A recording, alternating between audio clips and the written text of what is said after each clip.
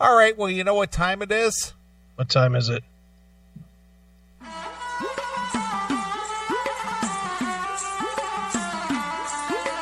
Wendell, this is your boss, your employer. I command you to come back to work. The Penske files are piling up on your desk, and your TPS reports are overdue. I will forgive your absence because you are a radio jockey, but you must kiss all 4 arms of Ganesha and bring me 1 pound of curry as penalty. I will expect your service Monday morning. Do not disappoint me, Wendell.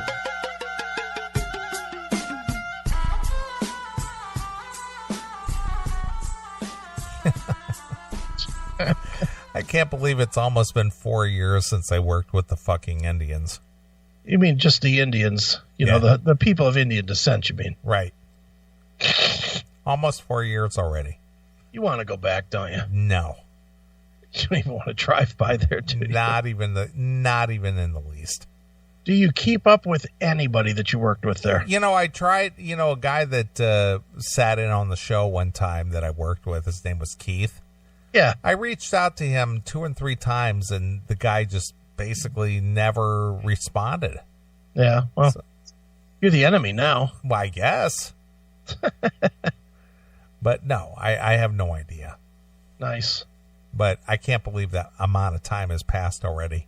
Well, dude, you know why it feels like it's a short time? Because compared to the fucking grind of every single day that you were there, what were you there, 2 years? 2.5. 2.5 years, and that felt like 30, right? It did. Meanwhile, you're at a place that's cool, and you got cool bosses, and, it seems like you have a nice work environment. It seems like, I know the girl that you work with that I talk to on occasion, she seems pretty nice too, and I know your bosses and they seem okay. Yep. So, you're just in a cool environment versus you went from worst to first, kind of. Yeah, pretty much. You really did, man. And that's why it seems so fast.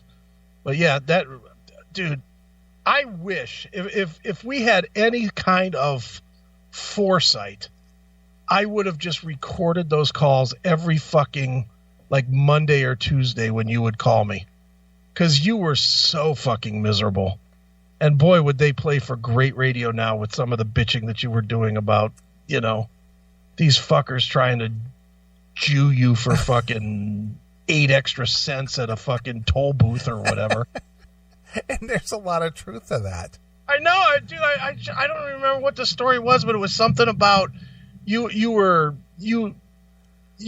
wanted you to drive 500 extra miles because they didn't want to pay $30 for a hotel room or some shit. Well, no, and I'll tell that story real quick.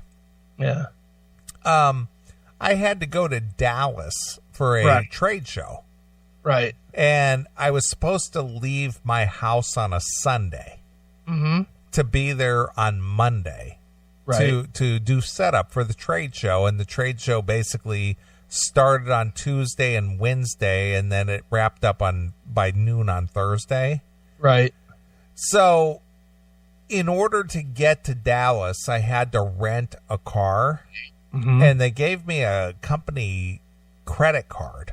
Right. But the credit card was already maxed out because they paid it was a Capital One credit card.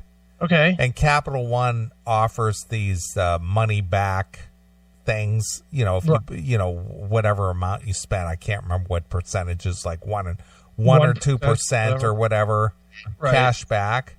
So they figured if they paid all the company bills using the Capital One credit card, it would add up to X amount of dollars. Wow, they could save 1% on the year. Well, 1% on the overall bills, but so they would use their Capital One account to pay for everything.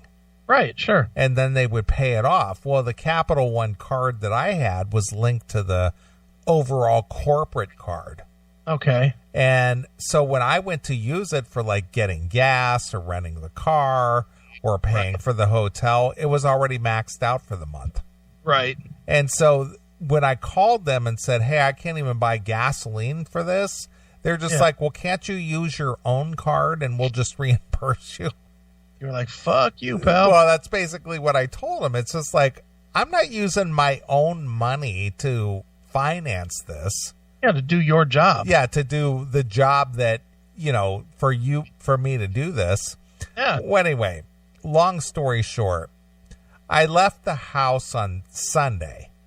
I drove a considerable distance all the way to Fort Smith, Arkansas already, or Little Rock, right. Little Rock, Arkansas. I drove from here to Little Rock, Arkansas. Now hold, before you go further, how many miles is that? That's Little Rock. Let me look it up here real quick. 600-700? Yeah, it's pretty close to that. Yeah, it's like far. Yeah, it is. It's not 53 miles. It's like 10, 12 hours of driving. Let me look it up here. All right. I'll tell you what it boils down to. Okay. We at here? What's the mileage?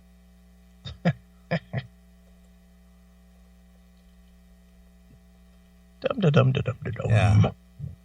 It comes out to 668 miles. Right. Okay, so continue. You drove 670 miles. Yeah, 670 miles the first day out on Sunday. Right. Okay. Mm-hmm. Well, I didn't get a hotel on Sunday night. I literally pulled into a truck stop. Okay. And pulled into a parking space and reclined the seat in the car and just basically took a nap. Fuck that. Okay. All right. So almost 700 miles I drove.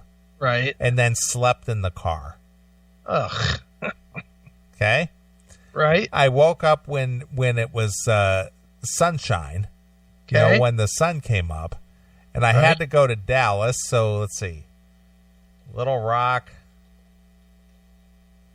to Dallas. Mm-hmm.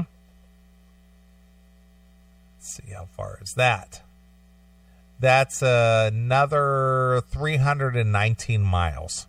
Oh, Jesus. So basically I drove 1,000 miles. Right. On a nap. Yeah, on a nap. Okay. So I get to Dallas on Monday. Yeah. Get into the convention center, set up, with all the materials and things. Right. And, then I have to get a room. Right. Okay. And, of course, this credit card's maxed out. Right. So our office had a office in Dallas. So one of the guys from the Dallas office came and met me at the hotel, and he paid for the room with cash. Oh, my God. I don't know where the cash came from. I don't know if they took it out of petty cash or whatever. Right. But they paid for it in cash. Okay. Because I basically told them, you know what, I'm not paying for this room. Yeah, I don't blame you. You pay for it or that's it. Now, why should you be in the hole on this gig? Exactly. If you get it back. Exactly. Huh. Then I was at the trade show on Tuesday, and I stayed there till Wednesday afternoon. Mm-hmm. Then they wanted me to drive from Dallas, Texas, to Bridge City, Texas. Okay. So I'm going to do the mileage for that. So Dallas to Bridge City. Okay. Let's see what that comes out to. So that was 335 miles. Okay. So I from Wednesday afternoon, I drove all the way down to Bridge City, got a room. So that's the second room I had in basically 3 days. All right. Stayed there, went to visit a site on Thursday in Bridge City. Okay. Saw the site, went to a place over in next to New Orleans from Bridge City. I can't remember the name of the town. It was just outside of New Orleans. Okay. Visited with a client outside of New Orleans on Thursday. Then from that client site, I drove all the way back home. So I'm going to do New Orleans to home. Okay. So I'll do that. That's got to be 900 miles. Let's see what that adds up to.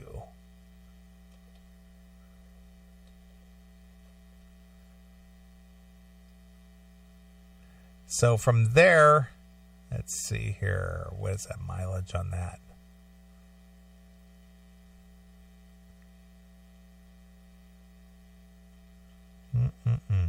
Not finding it? Yeah, I'm here. Let's see. Mileage.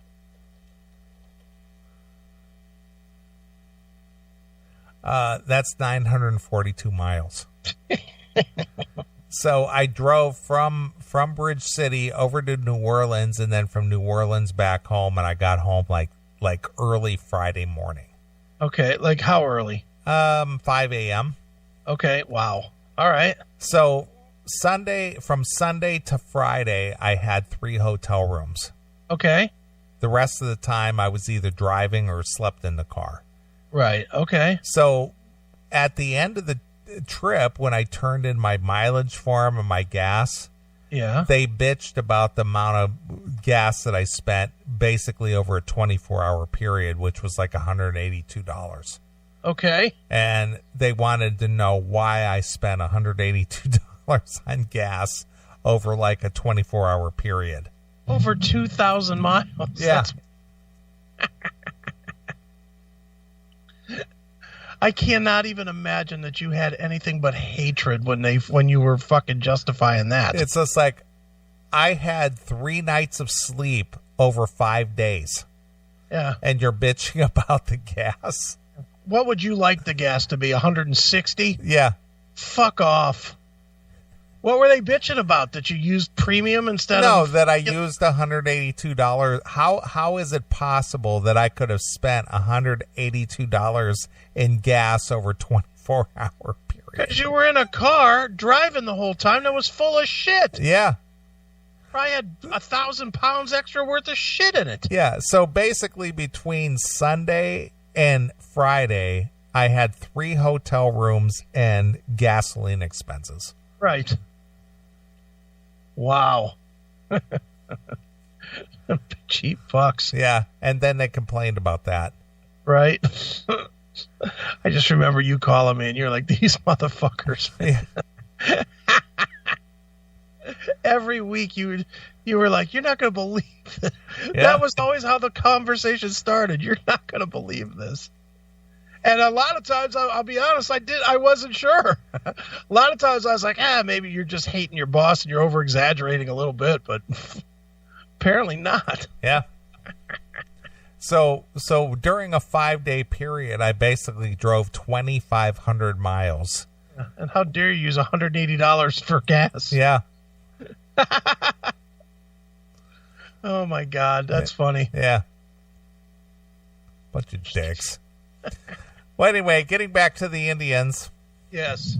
School children and villagers are calling for justice after 5 women working for a charity in remote eastern India were abducted and gang raped at gunpoint.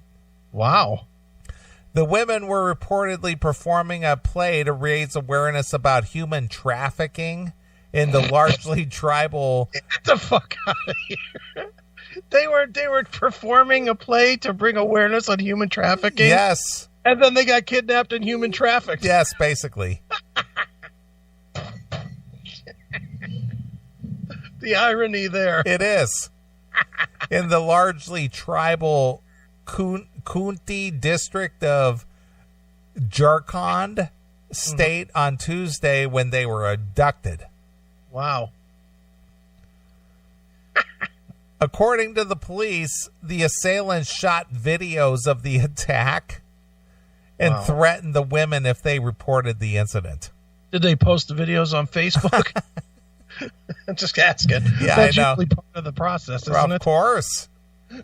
The women work for the non-governmental organization Asha Quran, which is supported by a local Christian missionary group. Since the horrific sexual assault, villagers, including children, are demanding action with the number of sex attacks in the country beginning to be on the rise. You think? Yeah. Good guess there with them being on the rise. Holy smokes. Police have also rounded up some of the supporters of the Pathangadi, an anti-establishment self-ruled movement popular in several tribal villages. Okay. Pathangadi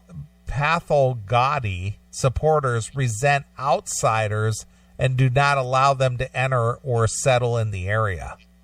What kind of fucking place is this? Well, it's India.